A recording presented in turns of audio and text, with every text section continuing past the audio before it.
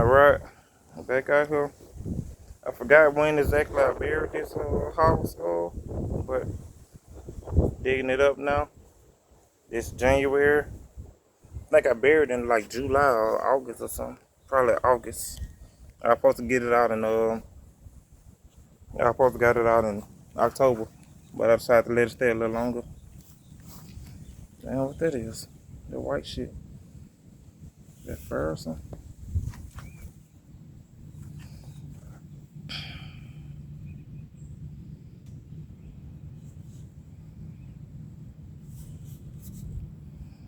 And I gotta go power wash it, but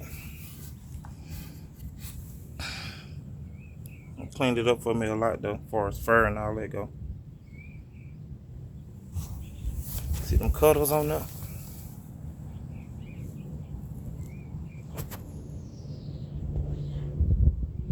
I didn't realize how they had some nice cutters like that.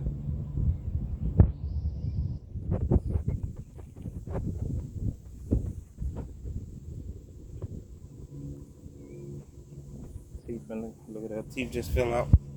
That's typically what happens when you go to clean and stuff. You have to throw the teeth back in.